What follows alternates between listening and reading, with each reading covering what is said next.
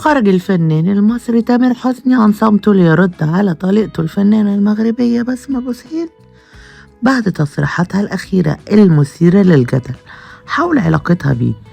وفي التفاصيل تامر حسني يلتزم الصمت ويحافظ على هدوءه ويتجاهل الرد المباشر عما كشفته طليقته بسمة بوسيل ومعاناتها العاطفية خلال فترة زواجهم، وعلى تصريحات بسمة التي تمنت فيها الارتباط بشاب ملتزم دينيا ويكون مسلما حقيقيا فحسب ما قال.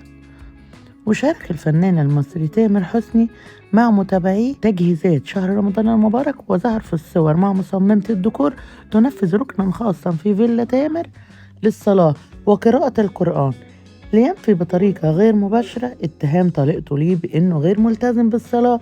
وتداول رواد التواصل الاجتماعي الصور بكثافة وظهر فيها تامر في غاية السعادة وهو بيستعرض الزينة والتجهيزات الخاصة في منزله قبل أيام من شهر رمضان، وسط تفاعل كبير من جمهوره اللي أشادوا بخطوته الجميلة اللي بيشجع محبيه على الصلاة وقراءة القرآن.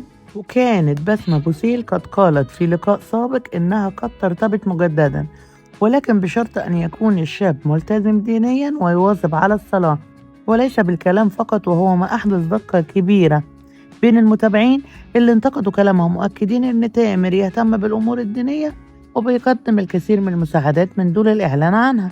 وفي وقت سابق اثارت تصريحات بسمة بوسيل علاقتها بطليقها تامر حسني جدلا واسعا، خصوصا بعد ظهورها قبل ايام في بودكاست.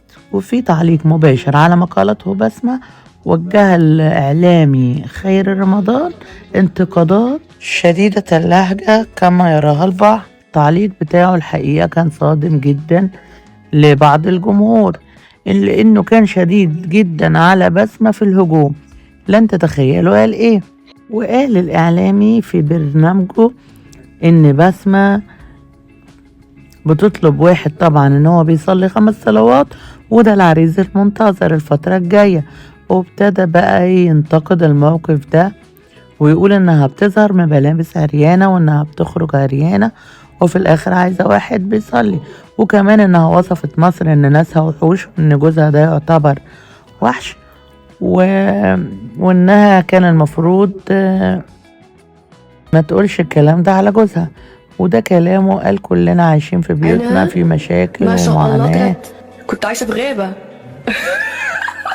بس غابة ايه بقى، كلها حيوانات مفترسة، مفيش لايف ستايل، مفيش اتبساط. كانت تعيش في غابة وتعيش مع وحوش، وأنجبت من هؤلاء الوحوش 3 وحوش أبناء تامر حسني، منها أولاد زي القمر. الجمهور والمتابعين ردوا عليها علشان يفكروها هل فعلا زي ما باباها قال نفسه في يوم من يوم ما اتجوزت تبقى سعيدة. دي بسمة بوسيل اللي ما كانش عندها لحظة سعادة إطلاقا.